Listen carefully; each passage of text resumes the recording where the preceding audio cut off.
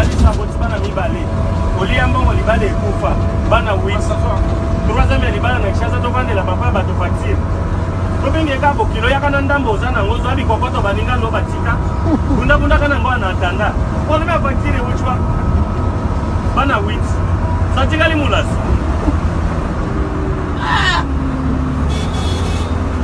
neti ngai mo epave naza nango na ndako basengela nango 1500 neti baboti nebolanda bote na pembe te eta bapiese na kati boyebi te me bino botalaka pembe mozwa 1000 naza nango na zerese baninga basalera batika babundabundaka nango ana atanda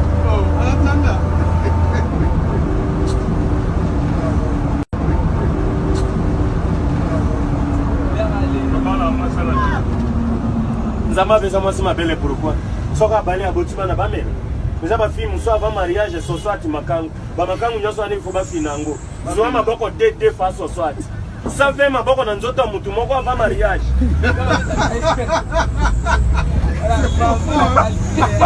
non ça fait maboko avant mariage ça kokote kamuleli ya mutu na mutu et puis sangisa misabi ya ça fait maboko ekuba ndenge moko te maswa leka kwado mécanicien charpentier chofa wewa ya mutuka ona nini yoke na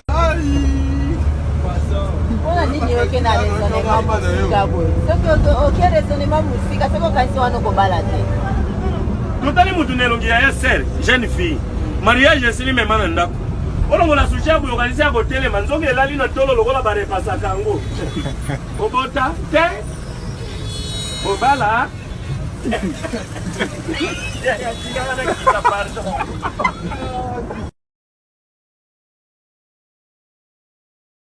Merci cher Internet pour la Rolanda Bisso, la chaîne Nabisso, OV Télévision, chaîne la Kissi, OV la vérité, la chaîne 100% compassion, que le Seigneur vous bénisse.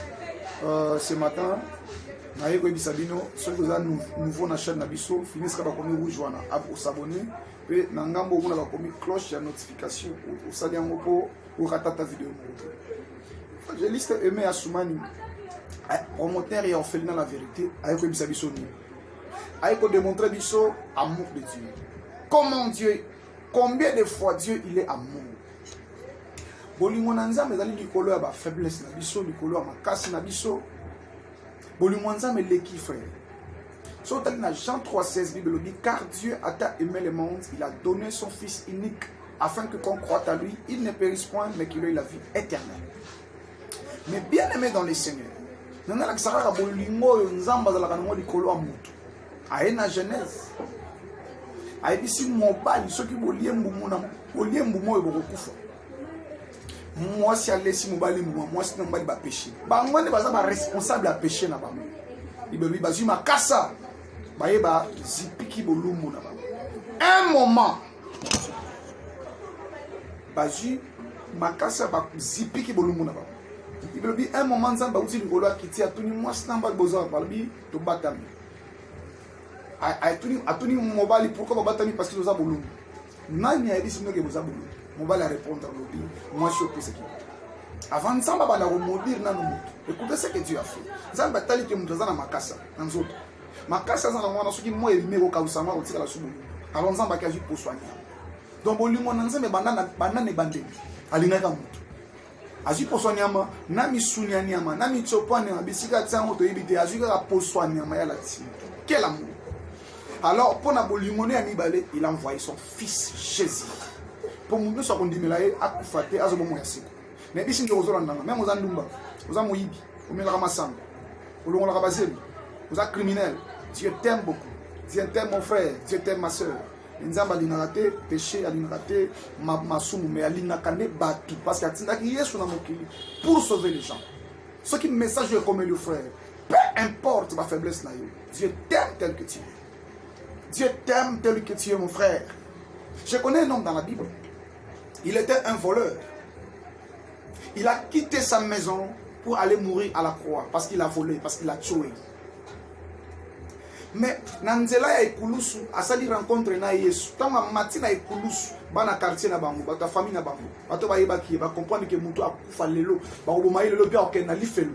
soki amene osambela na catholique nayebi ke sera sango azalaki déjà messe ya bawoyi mpo na ye esili aokende na lifelo nzambe alimbisi yo ebele mao mais chance na ye parce que à la croix il était en face de Dieu créateur, il était auprès de Jésus parce que Jésus il était au milieu de deux voleurs, voleur moko na gauche moko na droite. Mais bien aimé dans le Seigneur, mutu ozo condamné aokende lifelo mpona mabe aosala, mutu ozo condamné aza moyibi, mutu ozo condamné aza ndoki aza nganga. Information gratuite, tu dois savoir qu'il est créé dans l'image de Dieu. Mais bien aimé, même il est voleur, mais il est créé dans l'image de Dieu. Mais bien aimé, moi je suis créé dans l'image de Dieu. Dieu n'a pas créé l'homme pour humiliation. Dieu n'a pas créé l'homme pour la bassesse. Mais Dieu a créé l'homme pour la gloire. Parce que lui-même, il réside dans la gloire. Mais bien aimé dans le Seigneur, Moïgo ya kufa ki pembeni ya Yesu, pembeni ya Nzambe, oya salaki likolo na se. Il a quitté le ciel pour chercher un homme. Est-ce que bien aimé comprendre makambo? Ezana mukolo moko Nzambe mobile. Atika trône na ye polele. Akiti na se po ya koluka yo.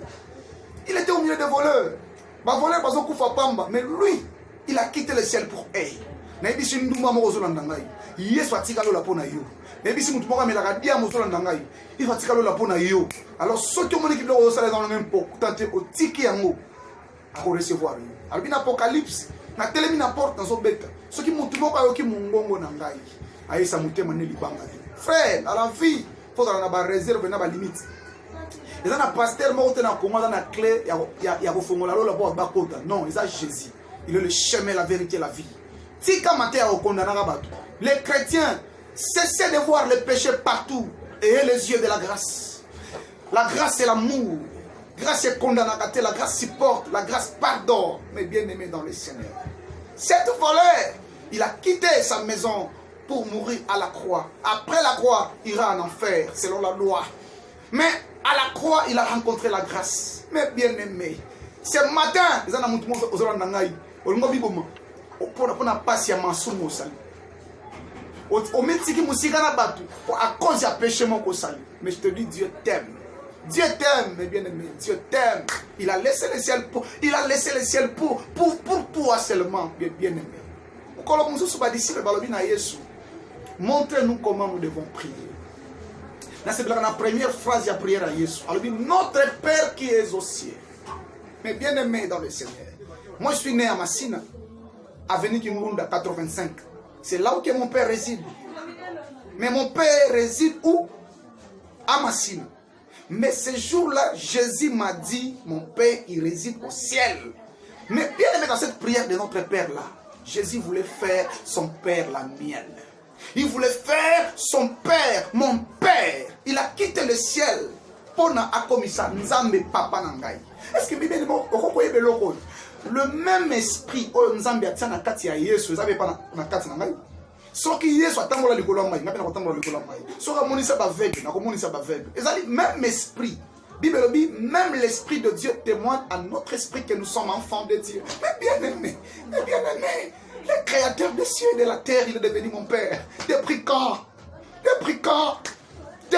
mes bien-aimés, je suis né dans l'humiliation.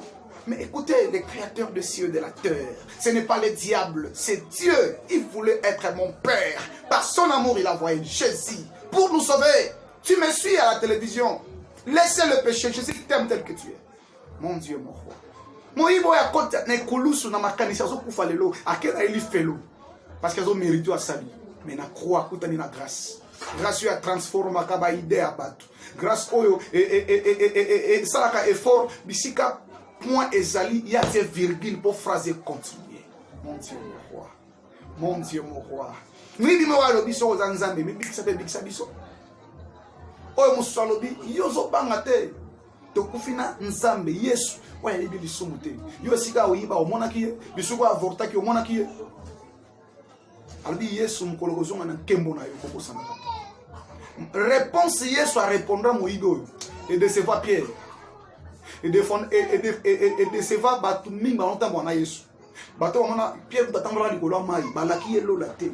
Mais voleur wana il a trouvé la grâce. La définition de la grâce, c'est faveur imméritée. Tu n'as pas prié.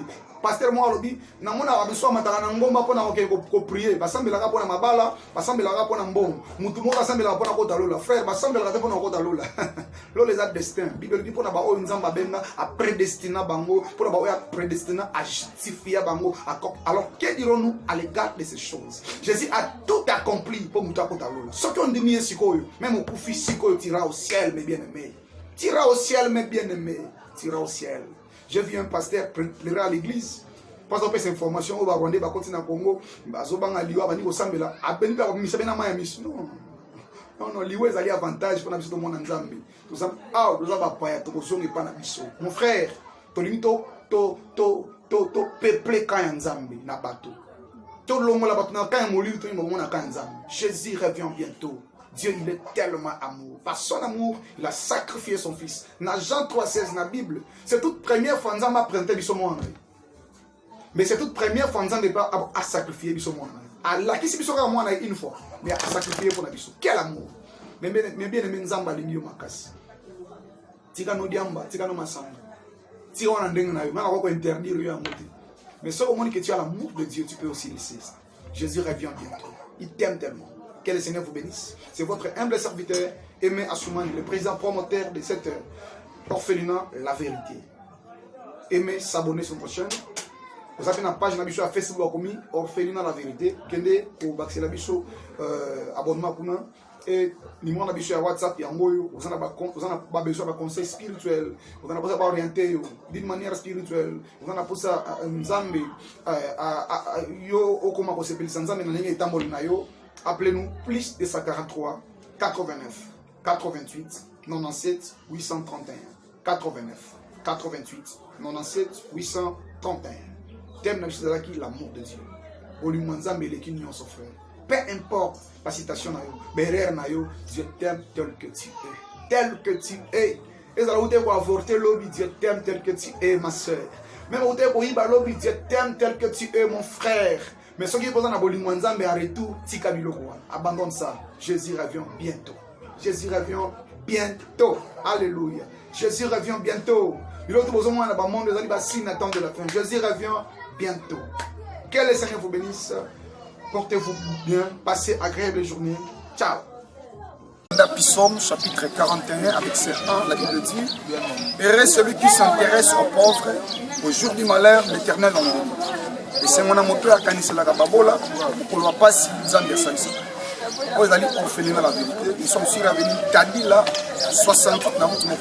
Donc c'est-à-dire 24 communes du Sigozo. Soit à Moutouye qui est Pascal, soit commune à Pascal. Aussi, mon truc est dans la Wenza Ferbo à foutre à 300 francs. Qui est avenue Kadila. Je dis bien Kadila. Deuxième direction, on a la musique à Namir Bakomi, orphelinat La Vérité. Il y a quoi là-bas? Mais là, on a sur Nzambe, il y a quoi frère. Yo zana bilamba ta musubi o yabana na wisi bali na wasu la kamote parce que comme il bango minene tout ça a deux ans à pousser mais la bango losu mais la bango se nzamba ozanga misu baza balola na se ba musu zate ila bango ba musu nzamba ozante ko numéro de téléphone les ali plus 243 89 88 97 831 plus 243 89 88 97 831 Jean Balobi tant la banane ko pesa babola ba malheureux bénédiction ba malheureux ba ne ko kitela ngai na kamwe na bible pe bénédiction ba malheureux zala na kanisa la bénédiction ba pasteur ya ba pasteur pesa pepi et ba malheureux ba na bénédiction na penser na bana o nzambe ozana te comme que le Seigneur vous bénisse. Bandeko toza na orphelinat La Vérité biso toza ba orphelin. Bonjour, tout le monde orphelinat La Vérité. Biso ba orphelin, tout le monde posa bato bazana makoki basunga biso. ONG nek tobeleli bino Mama Nicole Ngebe tala ndenge omipesa kanona likambo ya bana Honorable Ale Makana